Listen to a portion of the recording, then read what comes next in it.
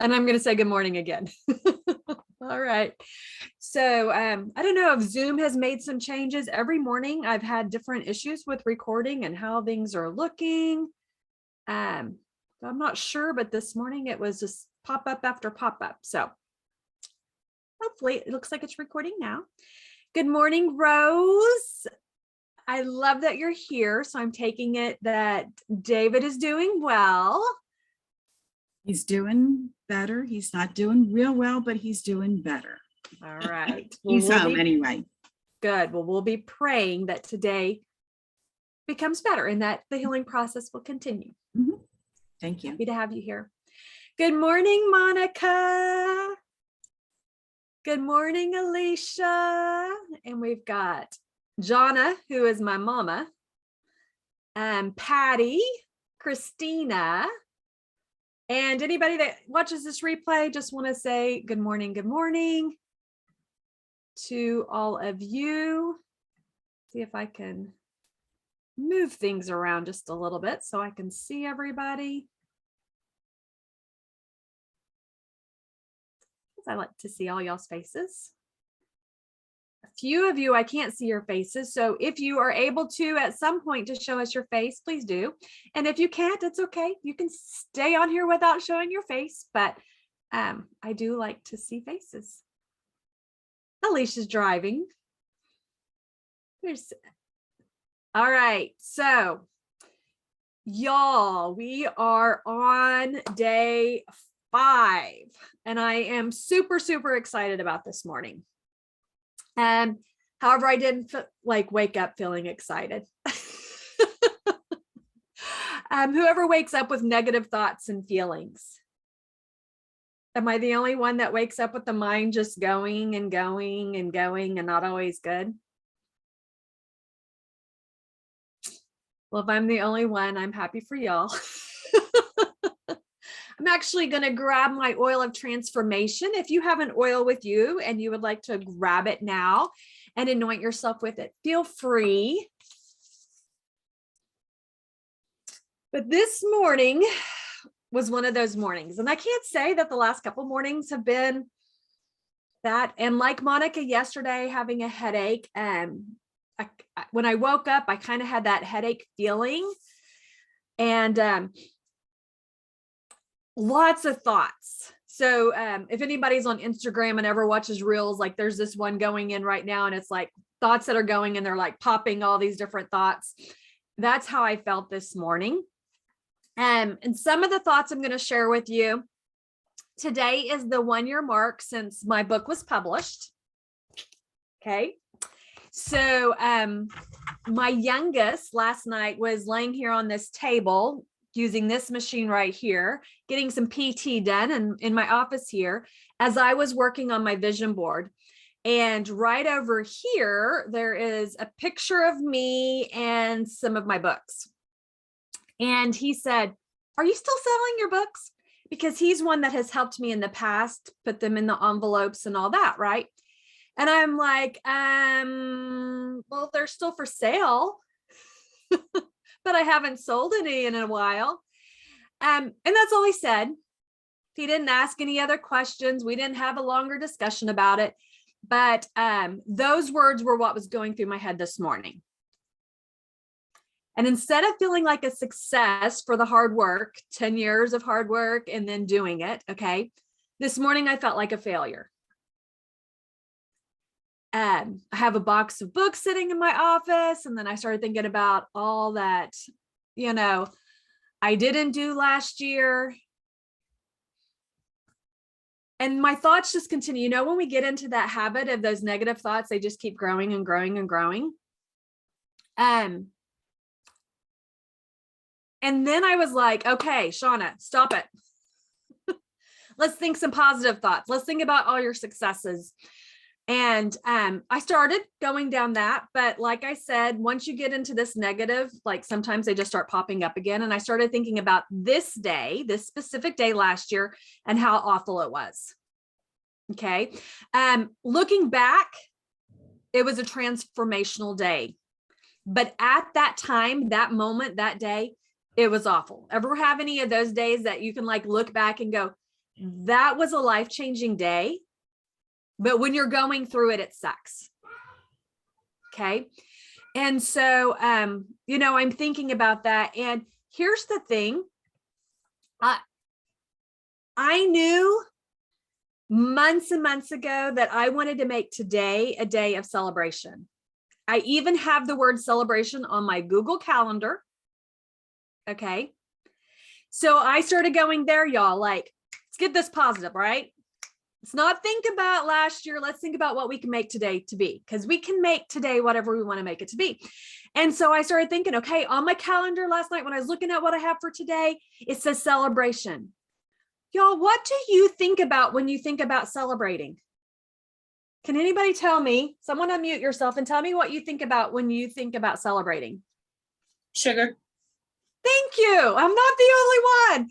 So I'm laying there in bed and I'm thinking today is a day of celebration. I start thinking about cake and ice cream and sweets. I'm on day 5. Today, this morning, started day 5 of my 5-day sugar detox. And now I'm thinking, well, what kind of celebration is today going to be if I can't have cake and ice cream?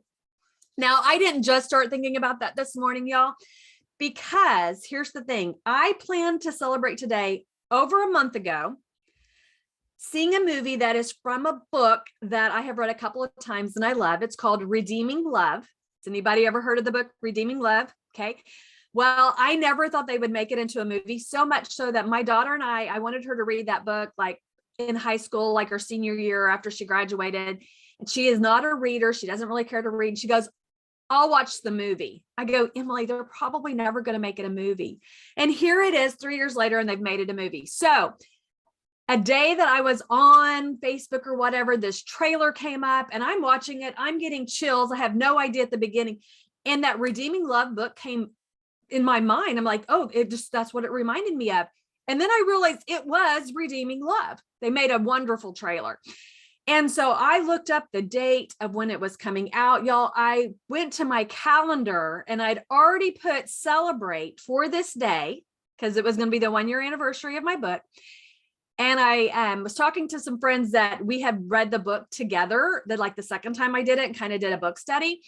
And so I'm like, let's do this, right? Anybody else want to join? And so a few people said they wanted to join on today, us going and seeing this movie. Well, there's going to be 3 of us that are end up going to watch it. And yesterday we're messaging each other. I bought the tickets for us. And then one of them said, do y'all want to go to dinner after?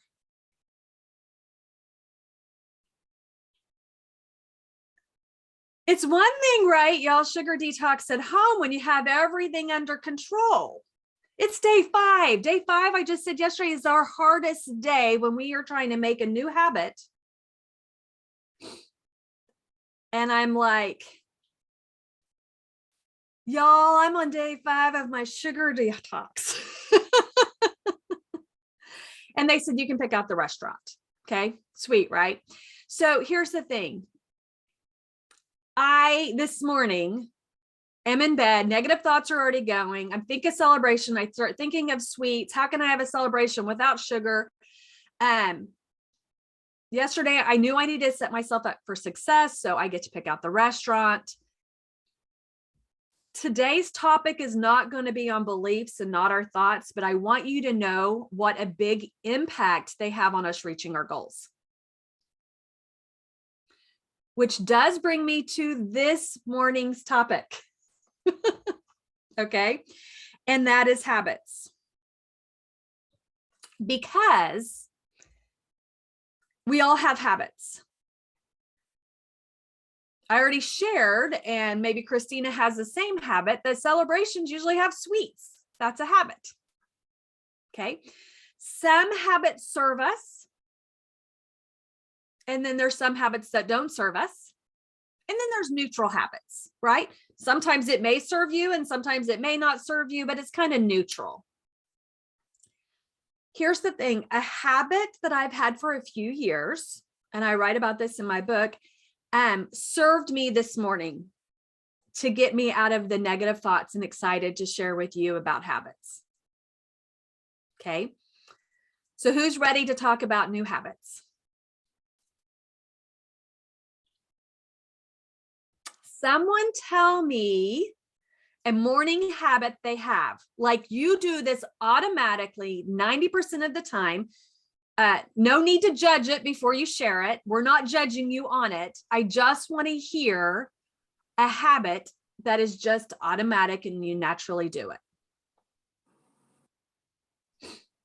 Get a cup of coffee, which I'm not doing for now, but it Okay, was.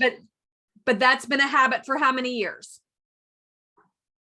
Probably since about the time Jackie and I got married, probably 20 years. Okay.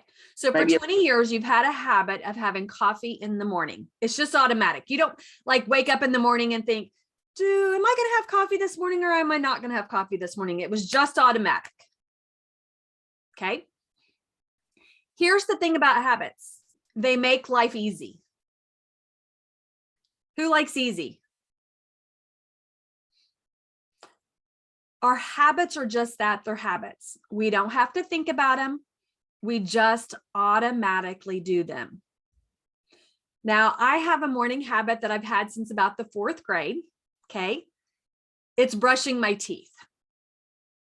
Now, some mornings I do go pee first because that's a habit that our body just tells us, right? Like that's the motivation when the bladder says I got to go.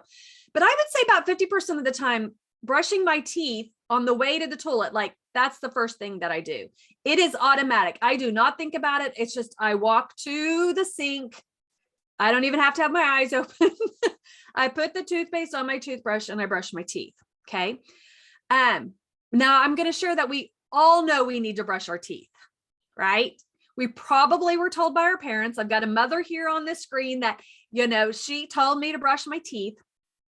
But I remember when I was under 10, okay, resisting brushing my teeth. And I think my mom knows this, but if not, Mom, you get to hear the story now. Here's the thing, y'all. I resisted brushing my teeth so much that I would turn the water on, get my toothbrush wet, because sometimes Mom would check, and pretend I was brushing my teeth. Y'all, it took the same amount of time to do that as it did to actually brush my teeth. Okay. Now, here's the thing. That can actually play into setting a new habit, and we're going to share that in just a minute. So lying was not a good idea, lying to my mom that I was brushing my teeth when I wasn't. But I want to share a couple things. What changed? Now, probably a few cavities might have helped me decide to brush my teeth, but I specifically remember what motivated me. Remember we talked about motivation on Tuesday? So we went to this little church, and this was a guy that was fairly young. Like he was, I think, younger than my parents, and my parents were young. Okay. And he had false teeth. He would, during sometimes he would maybe sit across during a meal, and he would make his false teeth pop out and pop in. Only when the kids were watching, like the parents would be like, oh my gosh, and the parents were like, what? And we're like, his teeth. And he's like, what are you talking about? Type thing. But I remember him telling us the reason he didn't have any teeth was because he didn't brush his teeth. Y'all, motivation is a force that causes you to act. I went home and brushed my teeth because I did not want to lose all my teeth. I didn't think him letting his teeth kind of pop out and stuff. It was funny, but it wasn't cool. Like I didn't want to be that girl. Okay. And so that was motivation. Like I've taken that action every day for about 40 years. I've heard people say, I was so sick, I couldn't even brush my teeth. Y'all, I have never been so sick that I couldn't brush my teeth. Like it is ingrained in me. You don't brush your teeth, you will lose your teeth, and you will wear false teeth, and you will be popping them out. Okay. That is a belief that has been created. And it's a habit that has happened even if I don't feel well. Okay. Even if the baby was crying, the baby waited until my teeth were brushed. Just saying. That habit has served me well. I think I've had one cavity in 40 years. Okay. But brushing my teeth is not the habit that saved me this morning. Okay. Several years ago, I set up a new routine, like I was saying, that I write about in my book, and it has turned into a habit, meaning it's easy. So this morning, even though I had all these negative thoughts going on, I didn't have to think about this habit. It is something that I have set in my calendar. It's something that I have set in my life. It's just easy. Okay. I set aside the first few hours in the morning for what I call PMF, prayer, meditation, and fasting. Okay. PMF, there's also this thing that's called PMF that is energy. And this is what helps give me energy. So that's why I use that term PMF. I could say prayer. That's just what I set. Okay. Which means that I do not eat until I've prayed and meditated. It is a habit that I've set. Okay. So like mom said, she has a habit of going and having coffee, right? I have set my habit to be before I eat, which I don't do coffee, but I did have some hot chocolate this morning, and it's sugar-free, and most people probably wouldn't like it. My husband will drink it. My kids will not. But it's something I don't have until I've done my prayer, meditation, and fasting. Okay. And because it has now become a habit this morning, even though there was these negative thoughts, I picked up my little prayer book that I've decided to do for January that has prayers in it for children. And because it was my daughter's 21st birthday this month, I'm going through this prayer, specifically praying for her. I've had the book for years. I've prayed for all my kids, and typically I would just kind of put all their names in it. But this month is her month. I'm specifically praying for my daughter. Okay. And then meditation for me is focusing on something for the day. Okay. And because it's become a habit, this week, right, I decided to do a devotion. What's that devotion called? It is called, I've shared it with y'all, Fasting from Sugar, Feasting on God's Word. Okay. So that has been pretty much my meditation for this week, is a devotion time. Now, this morning, I knew I needed a little bit more. Okay. So I actually was thinking, what can I focus on? And because we were going to be talking about habits this morning, I looked to see if there was a meditation on habits, and there was a 30-minute meditation. And because I set aside that time every morning, I did a 30-minute habit meditation. And by the end, I was where I needed to be mentally. All because I put a habit into effect a few years ago. Okay. Now it's taken me some time, right? So let me see if I can pull up our pages. But y'all, this morning, if that had not been a habit, it would not have been easy to do that, because that's not where my thoughts were. Got one more. Let's pull up one more.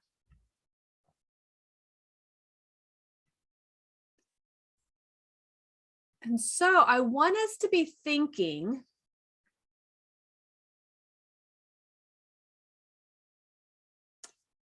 see if I can share my screen.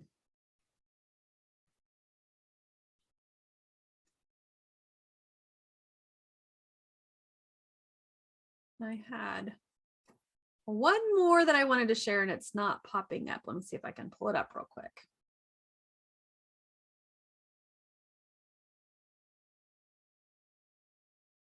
Sorry, I can't have these up at the same time that I have up the songs. So I had them down below, but now I can't find. Let's see. think it might be it. Yay, here it is. Okay. See if we can actually have 3 up. Am I sharing? All right. My phone just went blank. I can't see it. Okay. So over here on the right, you can see the belief circle. I might be able to make it a little bigger. Maybe not. Let's see. There we go. Okay. I talked about thoughts, right? And here's the thing about thoughts. If we have a habit set, our thoughts don't necessarily affect that habit as much. When we are trying to put together a new habit, thoughts play a big part. Okay, because here's the thing about habits. Habits are these signals in our brain, okay, that they kind of say are like, if you've ever gone through mud in a car and it's left those treads in it, the people behind you, this happens in snow too, but the people behind you, it's easier if they just get into those holes you've made. You've made it a little bit easier for them to get through the mud or through the snow, right? That's what habits look like in our brain. It's like these treads that easily move from thought to thought. Okay, it just happens. But when we are setting up a new habit, something that we've either never done before, or maybe we haven't done in a while, because here's what happens. How many of you have set a habit and then gone back to an old habit, and now you're returning back to a habit that you had set before? Okay, here's what happens. A habit that we've had. So I've had the habit of no sugar before. We're going to use that since it's a sugar detox. Okay. I've had the habit before. Okay. I have made treads, but what happens is when we stop that habit, it's kind of like snow filling up or mud. It rains again and it fills back in. There's still some tread there, but it's not as easy as it was when somebody hit more cars and more cars have gone through. So we're going to go back to the 5 days. Think about 5 days. And if this was a new habit, we're just going to use new habit. It's flat. You go through it and you've made a little bit of an indentation. The next person is going to see that indentation. So we're going to use day 2. Our brain has seen that indentation and it's a little bit easier. Okay. And then day 3, and then day 4, and then day 5. But I want you to think about this real quick. The more cars that go through this mud, now it has stacked up on the sides and it gets a little messy. Okay. This is kind of what a day 5 habit is for us. It gets a little messy because our brain is like, are you making a new habit? I don't know about that. It's okay to do it once, but by day 5, it's figuring out you are trying to do something new and it gets a little messy. Now, as I said yesterday, 6 to day 21, typically cars are just going through, like these are just pathways that go through. But usually about day 22, our brain again says, I don't know about this. Okay. And the more we do it, the better and easier it becomes.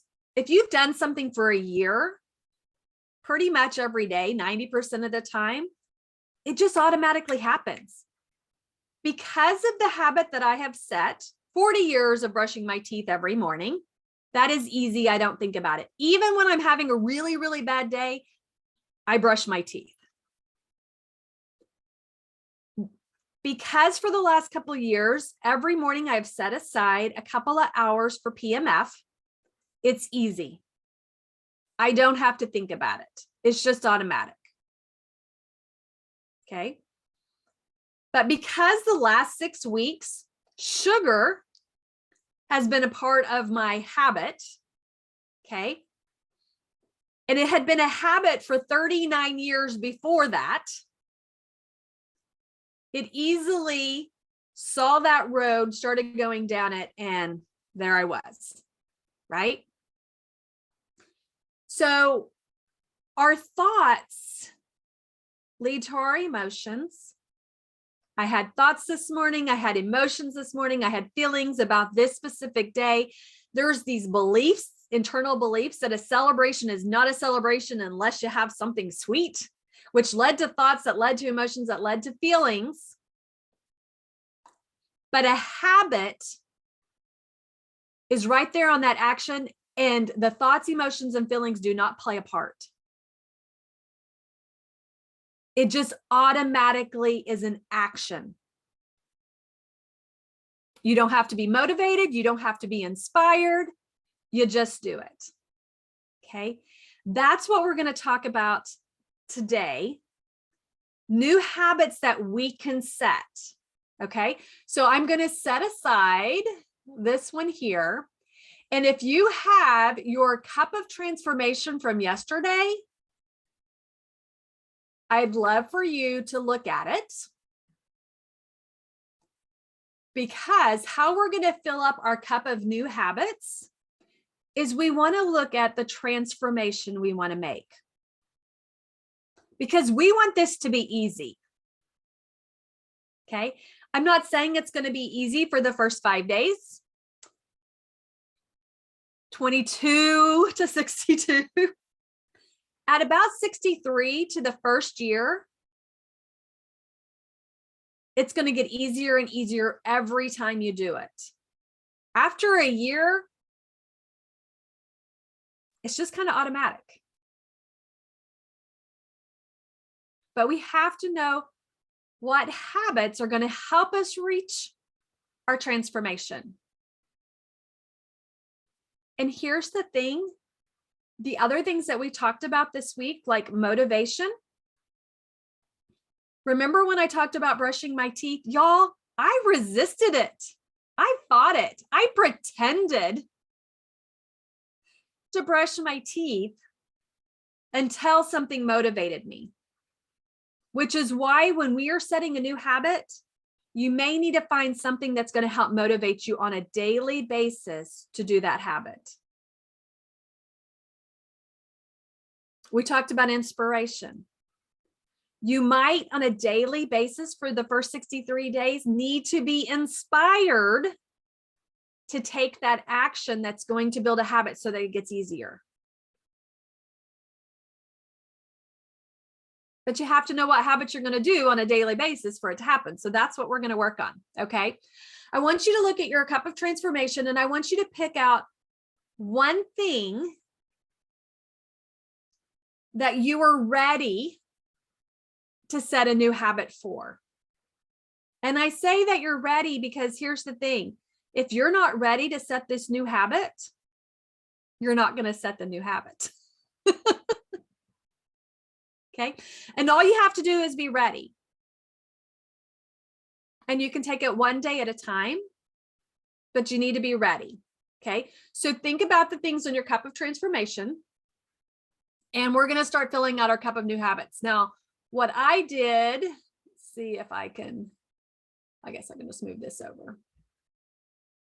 I think y'all can still see. Pull this up.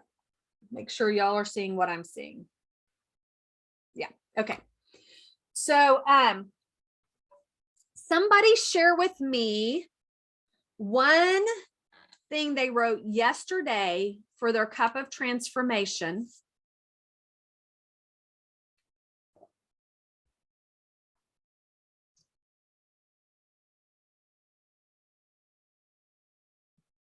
Anybody can share. I put increased muscle mass. Increase muscle mass. Great. Christina, I want you to tell me what is one new habit you can make that will help you have more muscle mass. Do at least 2 to 3 strength training workouts. Good. Okay. So I want you to write that down somewhere in your cup of new habits, or you can do like I did. I just took my cup of transformation and I looked at each thing and I got this nice little messy thing that I really liked. So I printed it off and I put it on my vision board.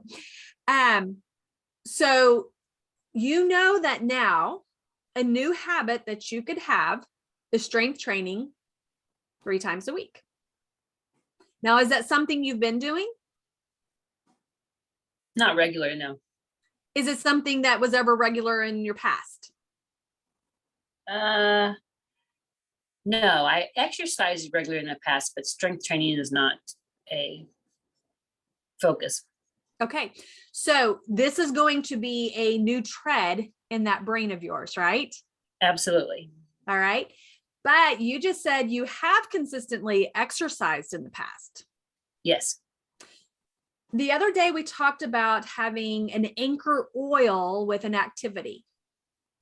With habits, it's often good to do the same thing. When we're forming new habits, if we can connect it to something that we've already done, it can be an activity, it can be a place, and it can be a time. Okay, so I'm gonna say that again.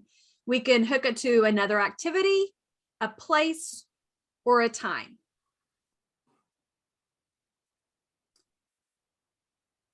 So one of the reasons I chose my PMF time in the mornings is I attached it to something that I've been doing for 40 years, which is brushing my teeth. In the beginning, I had the letters PMF by my toothbrush and my toothpaste to remind me that first thing I do in the morning, because I never really got on my calendar. That's never been a habit of mine to get on my calendar first thing in the morning, even though it's on my calendar so that I don't schedule anything during that time. It's not something I would look at. So I needed something to look at. Okay. So Christina, is there a place, a time, or another activity that you can think of that you consistently do that you want to kind of attach that new habit with?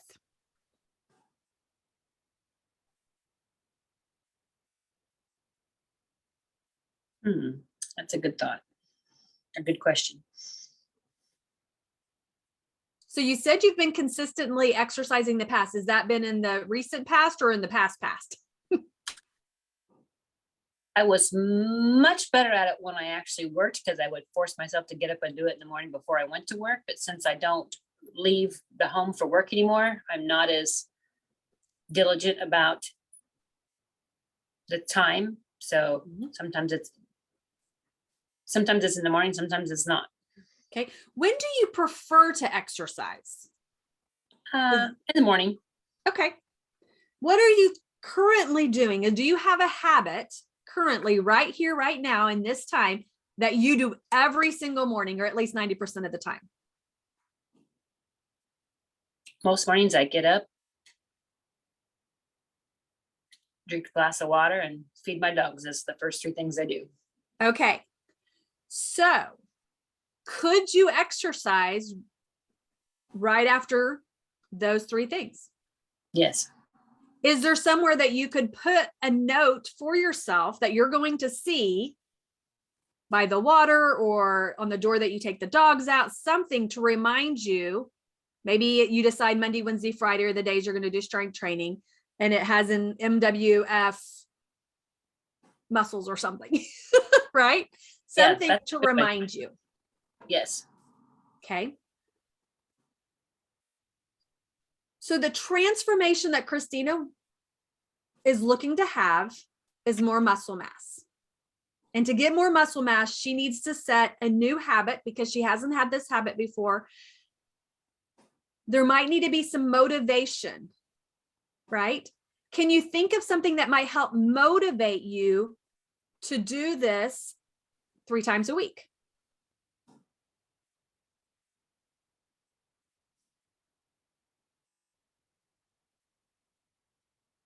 Possibly a picture of something. Okay.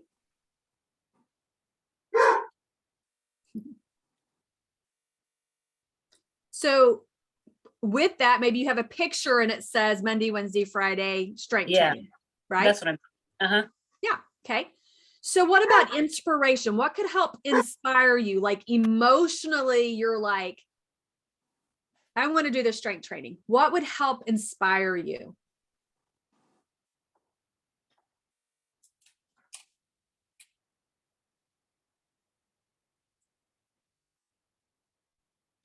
I probably could think of a song. Music helps me move, period. So Okay. So what if you even wrote the song on that picture to remind you to turn that music on, that song, to inspire you every Monday, Wednesday, Friday to do the exercise that's going to motivate you even more, right? mm-hmm. Into action.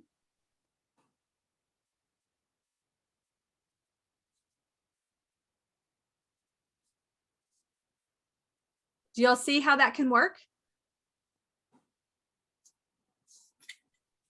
Yeah, I like that. Any questions on that?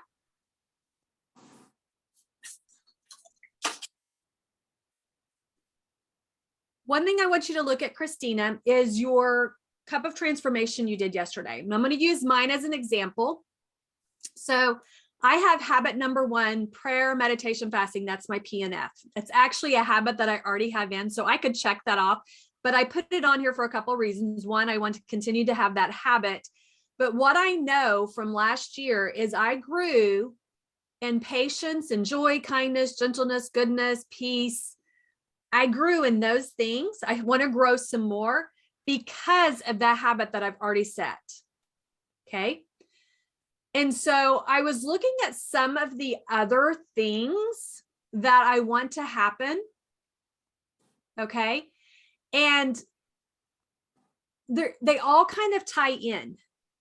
And so I was thinking, what is the next habit that I need to have? And I looked at the 20-pound weight loss and maintain. And here's the thing. When in the past, I've had the habit of planning a weekly menu, having my shopping list, and having recipes right there, easily accessible. Okay.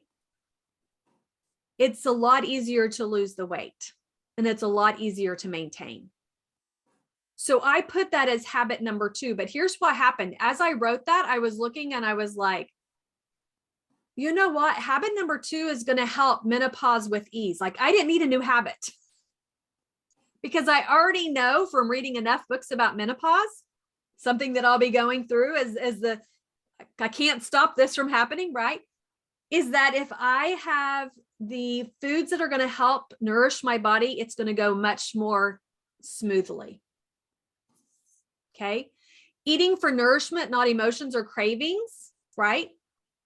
Is a lot easier if I have my weekly menu, my shopping list, and my recipes, because now I'm not basing what I'm eating for the day on how I feel. It's already set in, not stone necessarily, right? But it is on paper. So I don't have to think about it. Because if I have negative thoughts going on and I have to think about what I'm going to make, it's probably not going to be for nourishment. Okay. Or feeding a craving.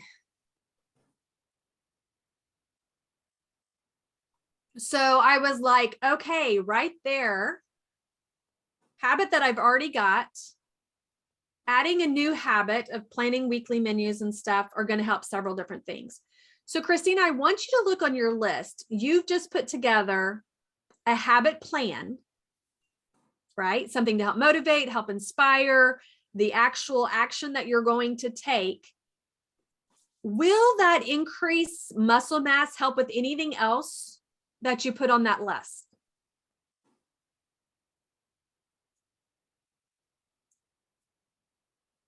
Self-discipline.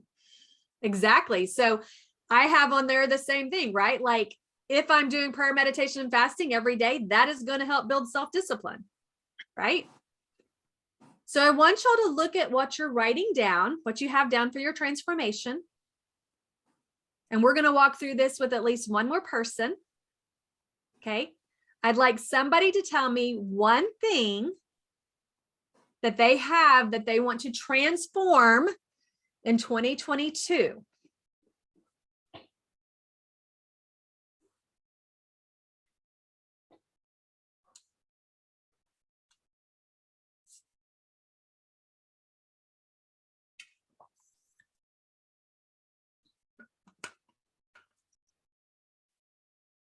You all don't have to jump at once.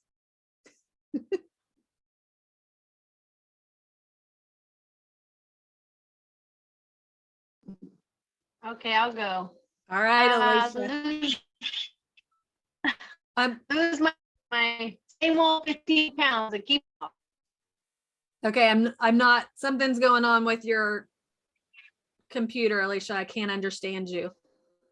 Try one more time. Lose 15 pounds. Lose 15 pounds. Okay, I got it. Lose 15 pounds.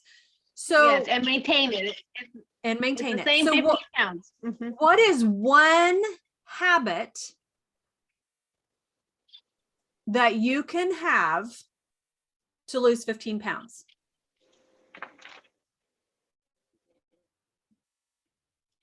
Well, it is eliminating excess sugar. Okay, can I just Or no celebrate you sugar. for just a moment, Alicia?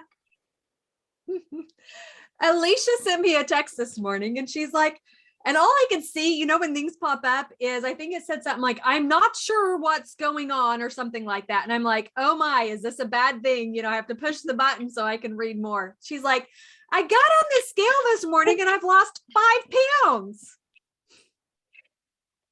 Okay. So I said, well, that's a good thing. She's like, I know, I'm celebrating. But she was like, oh, you know, so you know that if you, what was your habit again that you just said? Lose 15 pounds. and No, keep it that's your off. goal. That's the result you Oh, want. Oh, What- no sugar. No sugar. If she has a no sugar habit, it's going to make it a lot easier, right, to reach her goal because she's not going to be thinking about sugar anymore, right? Like it's just a habit. No, thank you. Mhm. Somebody says, do you want dessert? No, thank you. Open up the freezer. There's ice cream in there. No, thank you. Right? Is it going to take time to get there? So Alicia, have you had in the past a habit of saying no, thank you to sugar? Mm, yeah, I think so. I think it seemed like it. That wasn't very convincing. So if you do have some neural pathways with a tread, it may have been filled up with some snow. Mm. But if there's been tread there at all, it will make it a little bit easier. Okay. But we're going to call it a new habit. Okay. This new habit of saying no, thank you to sugar is probably going to have to replace an old habit of having sugar, correct? Mhm. Would you say that that tread was pretty deep in the last couple of years of saying yes to sugar?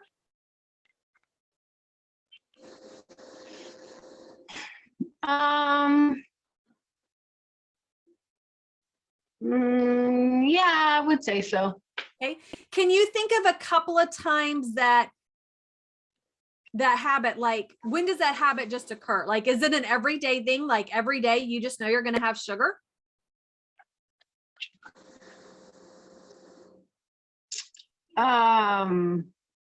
No, not at all. It's not even on my mind. It's really not even on my radar. I know I'm gonna fast in the morning. I'm gonna have a shake. I'm gonna start to think about dinner, or I might have a snack and then eat dinner. Okay. Let's go to that snack for just a second. Does that snack usually have some type of sugar in it?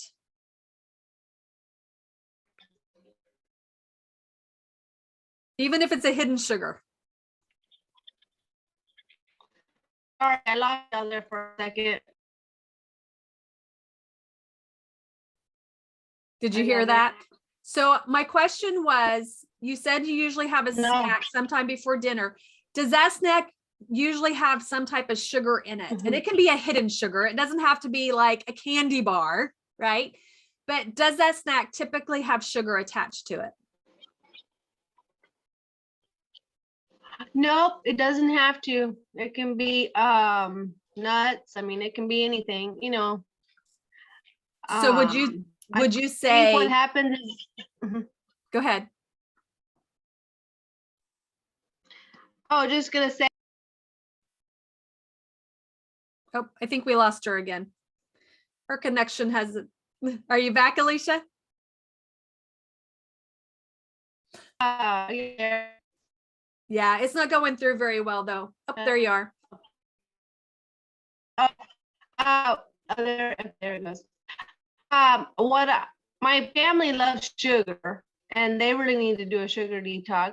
But I think in the evenings I get more creative, so I'm like, oh, let me try a new recipe because I love to cook, and I love to bake and cook and everything in the kitchen. So for me, it's a creative outlet and it's fun. So it's not really like, it's kind of more to please the family and to kind of like make them happy. So, Okay. and for me to try something new, or, So I want you to brainstorm a little bit about how you can still be creative, how you can still, and I'm going to say this, y'all, and she may not be able to hear it. She might have to listen later, but how you can please your family in maybe another way other than sugar. Okay. Okay. Because what we have to do is if we're going to replace one habit with a new habit, we still want to make sure that everything, the reason why behind it still may be, okay? So like I said, for celebrating, I'm going to use celebration, for example. I have this belief within me that a celebration means cake, ice cream, and all the sweets. Okay. Today, I am looking at changing how I look at celebrating. And I am focusing on the fact that I'm going to spend time with some friends. I'm going to go to a movie and we're going to go out to eat. And I can do that without sugar. That is my focus. Now, it took a couple of hours this morning, y'all, just being honest, using another self-care habit that I've created to get to that place, because this morning I was just mad, right? This morning I was going through a little grief, because what is grief? It's loss, and the loss of something that makes me feel good and makes me feel like I'm celebrating, I'm taking away. And sometimes we have to go through the grief process, and we don't have time to get through all that today, but that's part of the healing process. And that's why we have to take sometimes these small steps of setting some habits. Okay. So I'm going to go back up here to my cup of habits. My number one habit, y'all, is the prayer, meditation, and fasting. This is where I'm always going to go back to my first habit. I want everybody to think about what is one habit that you can go to when things are hard. And for me, it's to the Lord, which is why I have this PMF. Okay. Actually, I wanted to read this morning's scripture from my my study. So let me get back to it.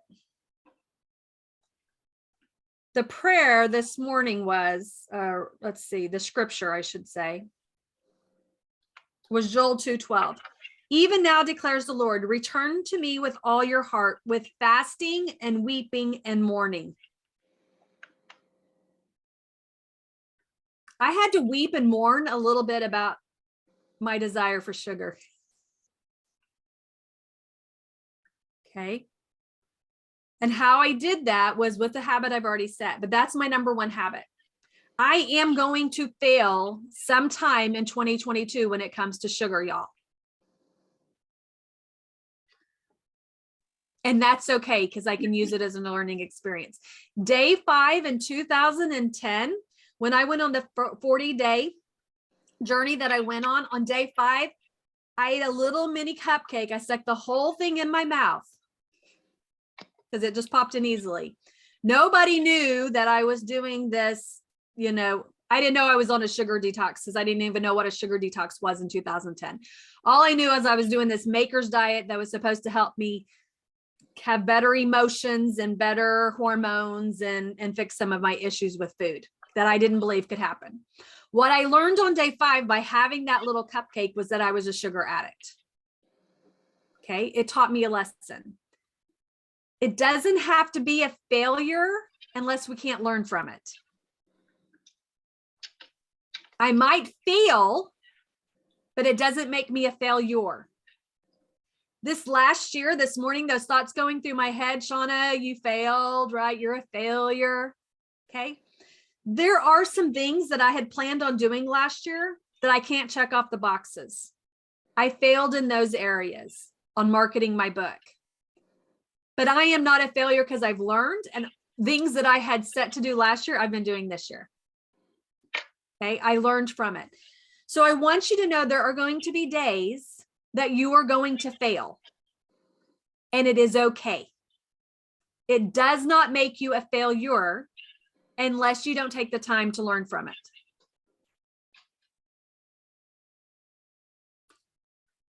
So I want you to think about, for your cup of new habits, at least one new habit that you can go to when you feel like you're failing at all the other new habits that you're wanting to set.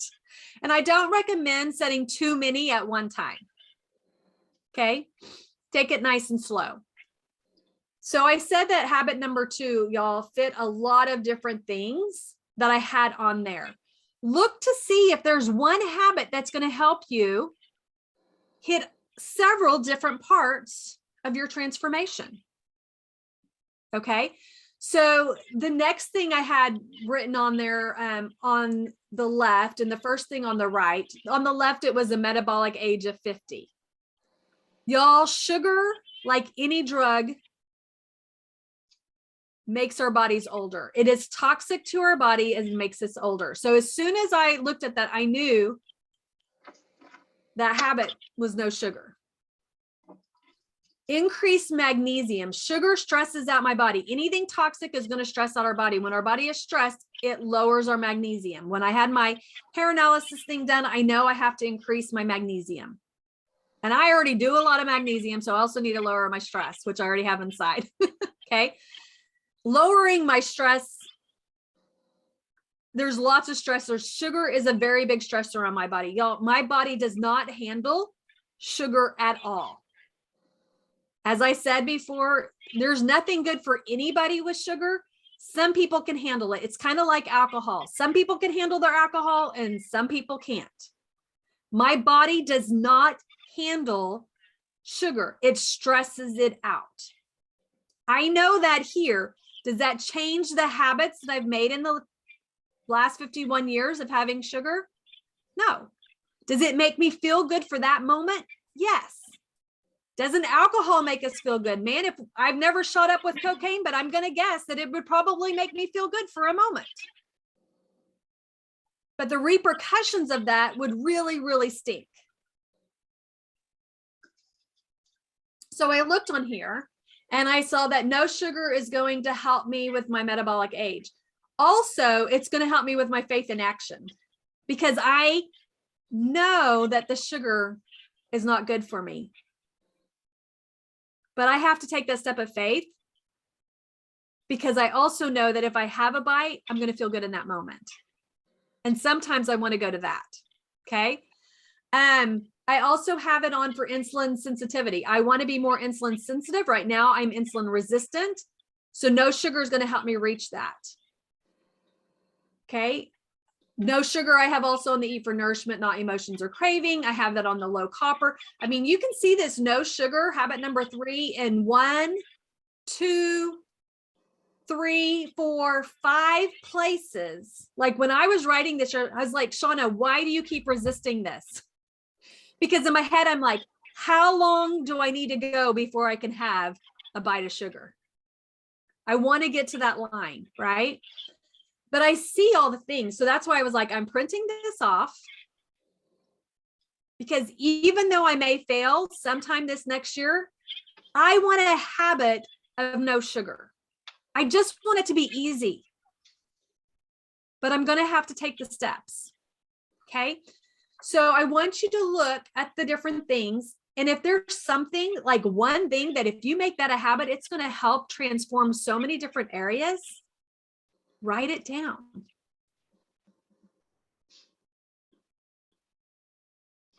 Now, you'll notice that my planning weekly menu, shopping list, and recipes is above my habit number 3, no sugar. Even though no sugar is going to make more changes, if I have the habit of planning my meals, a shopping list and recipes, y'all, it's going to make it so much easier to say no to sugar.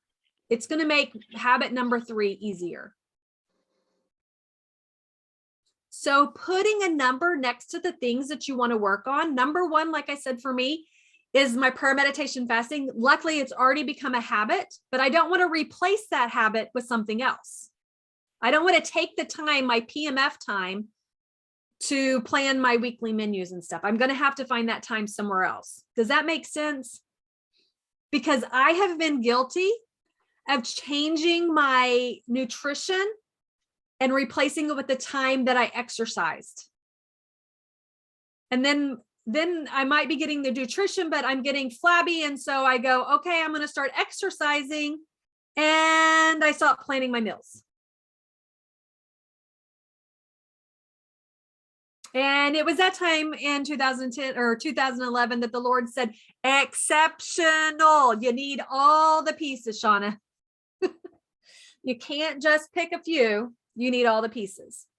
Sometimes it takes time to make these all habits. So I'm not saying you need to do it all in one day, but I want you to know that as you put these habits down, think about what needs to trump what. Okay. For me, I am setting a day that I'm going to have on my calendar for planning my weekly menu, my shopping. And I've already got a lot of recipes. So gathering those together might be during the week more, but having on my calendar a day each week that I'm going to have my shopping list and go shopping. Because if it's not planned and it's not on my calendar, it's probably not going to happen. And if that doesn't happen, that is going to affect me having my sugar. Okay. And then I have on here habit number 4. For those that know what I mean by pit snow puffs, you know what that is. It's a goal I have for 2022, and it's habit number 4, self-care technique weekly. Okay.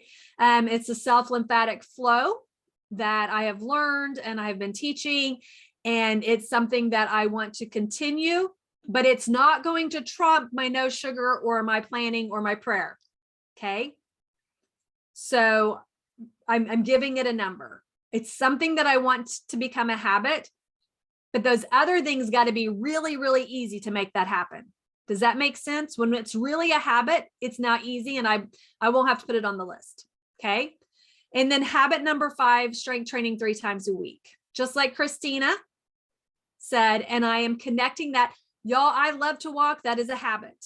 So I'm having to connect that with exercise that I already do. So it's not going to take me any extra time. I just need to replace that time with some strength training. Okay. Any questions on setting new habits for 2022? Mine's not really a question as much as a comment. Okay. The number 3, the no sugar. I mean, Yep. like you said, so when I was kind of going through my list, it was the same thing, that so many things help so many other things. So even on yours, you have 20-pound weight loss and maintain, you could attach the number 3, because no sugar is going to help you lose the weight and maintain. Yes. So- Here's the thing, Mom. I'm going to tell you just why I didn't do that, because I thought that if I didn't do any sugar, I'd lose a lot of weight.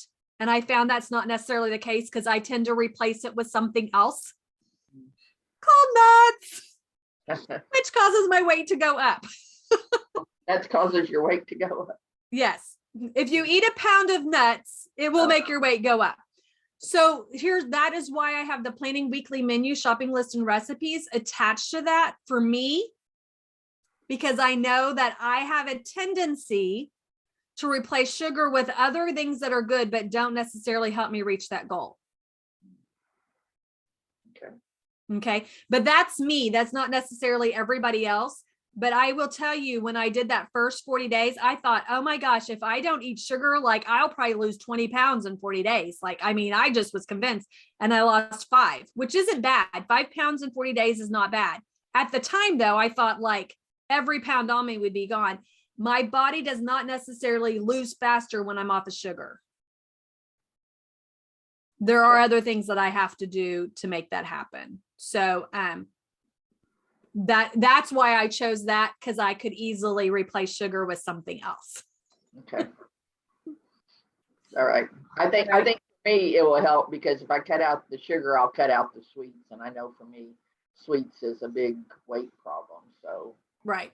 I guess for me, I could attach it to that, because I'm pretty sure it's, like you said, maybe not as much as I would think, but I'm pretty sure it would help, because cutting out sweets and desserts and stuff. Right. So for you, that might trump the planning and the recipes, right? Like I said, I know for me, so everybody's going to be different. And that's why I said, I want you to put a number, because I know that if I plan, I'm less likely to have sugar, because I'm not going to have sugar on my plan. And I'm going to follow I'm pretty good about following the plan if I have a plan, but if I don't have a plan, then I don't have anything to follow. But maybe for you, just the focus being no sugar, okay, is going to help you reach multiple goals, because that's not where you're headed. Okay. So like that's why I said, this is just, I'm giving y'all, and I just found that everything that I was going is like, look at all these things that no sugar are going to help me for. But for me, I know that, like today, okay, something has popped up, and it didn't really pop up because it's been on my calendar for months, but I was asked and I had to choose, am I going to go to dinner or not go to dinner? Okay. So I had to still have a plan. You get to pick the restaurant, Shauna. Okay. So I have a plan of where I'm going to go to eat and what I'm going to eat before I get there, because if I don't, I'm going to be tempted to have sugar. So for me, planning trumps the no sugar. Anybody else have questions or comments? I do. I had a question about, have you experienced in a sugar detox specifically, where you are watching your labels, trying to stay away from the white bread, the white rice, pasta, and desserts? Have you found that if you plan ahead, like, okay, I'm going to maintain this, but for this particular occasion, I'm going to go ahead and allow myself to have something that one day, but I'm going to continue my journey. Have you had any success with a planned failure? So Alicia, I'm going to answer that in that's what I'm dealing with right here, right now. Mm-hmm, Okay. mm-hmm. In the fact that we're going to go all the way back to 10 years ago. That was my first experience of ever saying no, because I had done some diets before, but never were they like a no sugar diet. There was other parts to it. Right. After those 40 days, like I was like, I will never have white flour and white sugar again.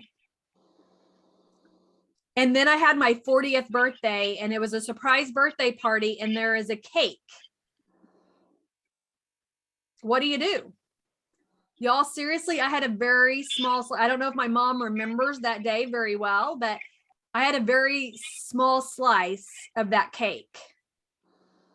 But you feel kind of like you should, right? This is a surprise birthday party. I had told my mom, y'all, I even looked like crap going to it, because she was like, I just feel like I need to take you to dinner. And I'm thinking, what can I eat when I get there? And then there's a surprise and there's a cake. Then I have to make a choice. Do I have some of this cake for my 40th birthday that they done? Because I'd already told my family, don't buy me a cake. I'm not having, y'all, like I felt so good. I could conquer the world. And that happened. Okay. And I had a small slice. And that was okay. Like, I wasn't like, oh my goodness, I've got to have more sugar and stuff. It didn't give me that. But then my family wanted to take me out to eat at our favorite restaurant that has these white flour tortillas. And y'all, I did all the stuff right. I didn't have the sopapilla at the end. But I thought, what is one white flour tortilla? Like, I didn't even think about sugar being in it. One. And I saw the effect that it caused. Okay. And I would say after that, I mean, I can tell you, I have even pictures of what we ate on Valentine's Day. And my birthday was in November. And Valentine's Day, so we're talking several months later, like I still was not eating sweets. That Thanksgiving and that Christmas, I can't say that I didn't have, I made some dressing and different things, but like the sugar part of it, I wasn't eating the desserts. I was saying no to it. That's how good I felt and how like strong I was, is what I'm going to use the word strong. And with time, I thought, and I'm going to say I thought, having a sweet here and there is okay. I can handle it. And I'm not sure what's happened through the time, other than we were talking about what used to motivate us doesn't necessarily motivate us anymore. Because I felt like so crappy before I went on that 40-day journey. Like I said, pain was my motivator. That when I didn't have that motivation anymore, like people are like, hey, Shauna, you look good. You know, I'm like, oh, I can have a little sugar now because I look good, right? Shauna, you do so good. I mean, what's one cookie? It's not going to hurt anything. Okay. Thanksgiving came, my birthday came, and I was like, you know what? Like, I can handle this. I didn't go into hey, we're just going to eat sugar every freaking day for 6 weeks, right? I just said, I'm not going to restrict myself. Any all or none people in here?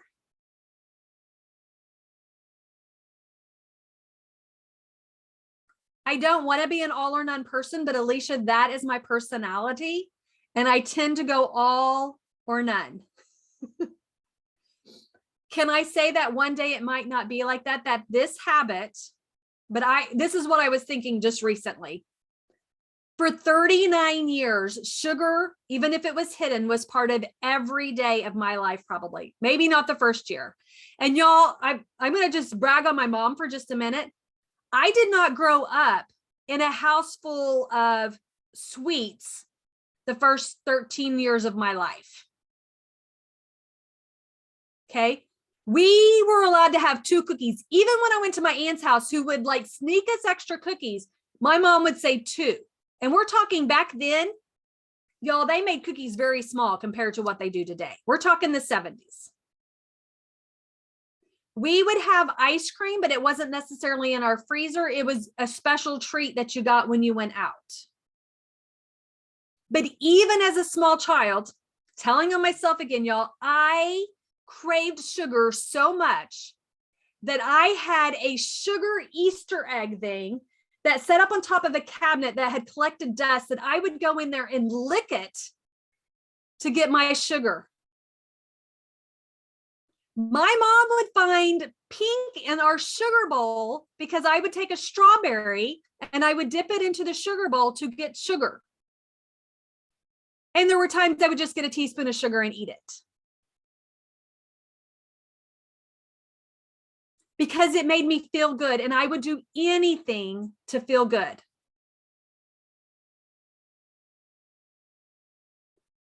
So my answer for you is we all have to make choices. And yes, some of those choices will probably be, it's a holiday, it's a birthday, we're going to celebrate.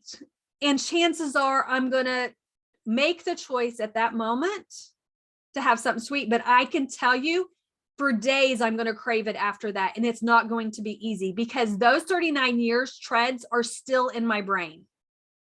They have not collected enough dust, snow, mud, or anything else to fill up. But in the last 10 years, I have created some treads for no sugar that are getting deeper. And I would like to think that in a few years, but I can also tell you that an alcoholic, they say once an alcoholic, always an alcoholic. If they have one drink, it is really easy to go back with any drug. And they have showed over and over in our brain that sugar works just like a drug. So as soon as we get that hit, and I'm going to call it a hit, we want it again. There was my soapbox that I wasn't planning, but you got it anyway. Thank you. You're welcome. I hope that helps. Mhm. And we need accountability, y'all. We need motivation. We need inspiration, and we need a tribe to make it through. I am making myself accountable on my Instagram stories. I can tell you right now, knowing that when I wake up in the morning and I'm going to take a picture of my scale amount, motivates me the day before on what I'm going to eat. And it hasn't been as sugar as much as I'm going to go back to nuts. Y'all, nuts are great for you, but I can seriously fill up this whole cup of nuts and eat it. A serving of nuts is a couple of tablespoons to a quarter of a cup. This is probably about a cup and a quarter. Oh, I have the same problem with nuts. And you know why? Because most nuts have magnesium in it, and we crave that because sugar takes the magnesium away from us, and so does stress. And to be honest, y'all, getting off sugar is stressful for your body just as much as sugar is stressful for your body. When you are making change, it stresses your body out. So I need the magnesium. So you'll see on here, I need to increase my magnesium, and I put no sugar under it. Because when I decrease my sugar, that toxin is going to stress my body out less, and I'm going to be able to hold on to the magnesium. But I still have to do things, which is plan number one, make sure that I'm getting enough magnesium. Okay. And that's not just in my foods. I'm also supplementing other ways to increase my magnesium. And that is also part of my weekly plan for myself on what else I do. But I want you to know that change can be stressful. If you go to food for your emotions and you're not doing that, your body's going to feel a little stressed emotionally, which is why, again, I have habit number one, prayer, meditation, and fasting. I needed that this morning to get me to a place that I didn't want to go into the kitchen to eat. I went to the kitchen to eat to nourish my body, not for emotions and not for cravings. But if I had gone in there first thing this morning, I might have been looking for something sweet, or, to be good, grabbed a cup of nuts, been known to do something else to take place. But because of a self-care habit that I've already created, the kitchen is not the first place that I go. I even have my water in my bathroom ready for me in the mornings. I don't even allow myself to go into the kitchen first thing. Okay. I do some prayer time. I do like my devotion, and then I go turn on the water for some other things that I do. And that's when I'm putting up the dishes. That's when I started turning on some music this week, things to help motivate me. But there is no food. I'm fasting. There is no food related to that morning routine.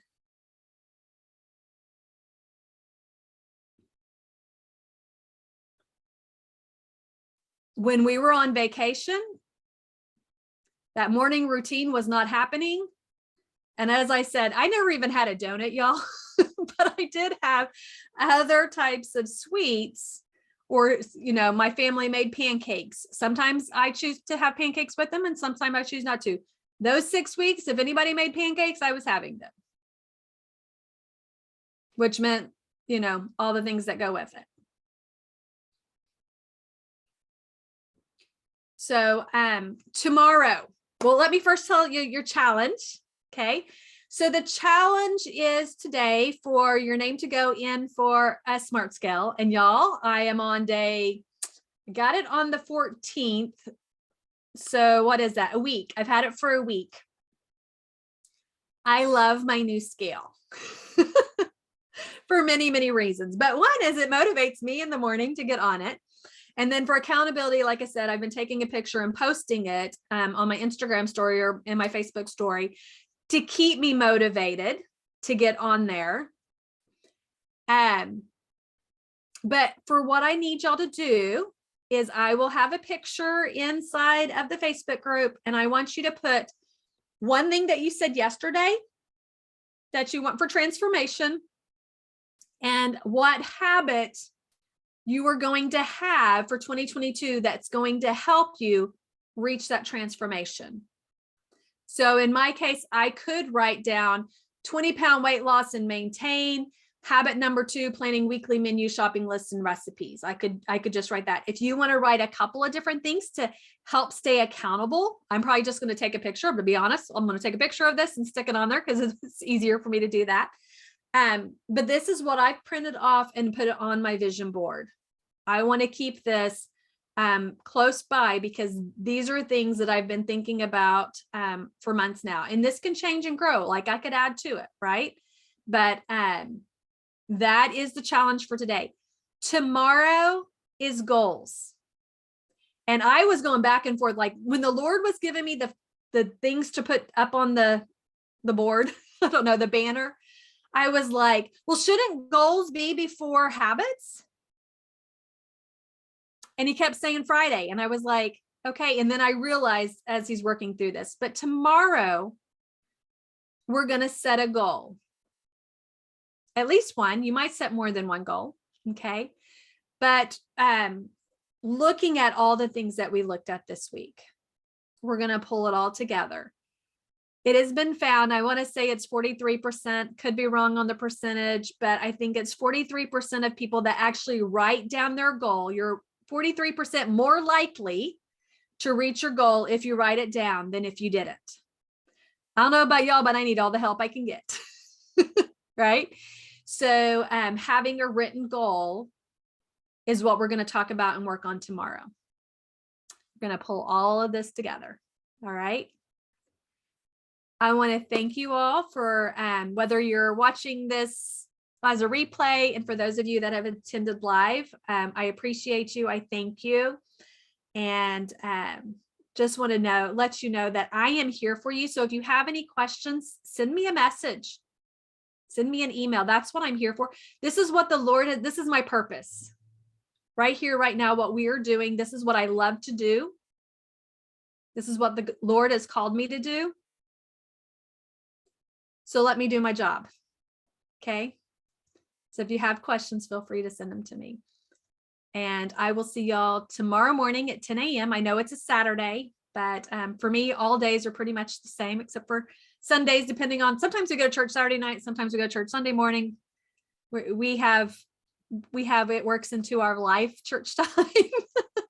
And so I will be here Saturday morning. Sunday morning is a cup of rest. If you can't come live because 10 a.m. is your church time, completely understand, but it's going to be a time to focus on rest and what that can look like. Okay. And so that will be Sunday, and there will be a replay. So I love you, ladies. If anybody has anything they would love to end this with, feel free. Share away.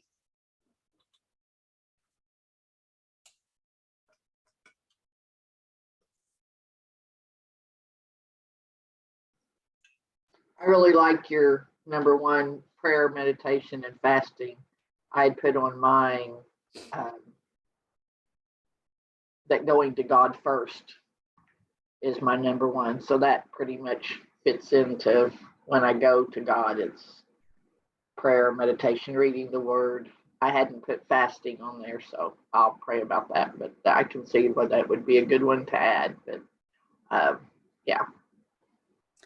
I'm just going to throw in, after reading a book about fasting is when I chose to do that. But here's what happens for me. Once I eat, that is when life gets busy. And I don't know what it is about that. But having that as, I mean, sometimes I can still eat at 8 o'clock in the morning, right? Like, depending on what time I got up or whatever else. It doesn't limit, but it does motivate me or help me to be more productive in going to God time. because I haven't started my eating process. Because my day kind of starts when I eat. And I don't know if anybody else is that way, but I'm just sharing why I chose that. But I did read a book about fasting and God, and I have it somewhere. It is called Fast Your Way to Health by Lee Bueno.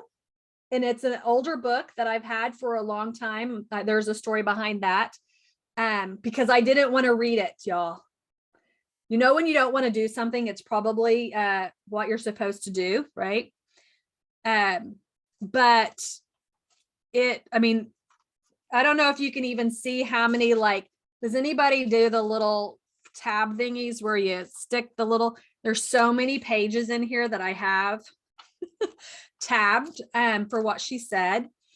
But I got my chill bump, so it's emotional. So obviously this was an inspirational book because it affected me emotionally, which changed how I felt about fasting and then turned me into a whole nother thing about learning about fasting. But it put me into action to set up this PMF after reading this book. But this was my inspiration, and I don't even know if she's still alive.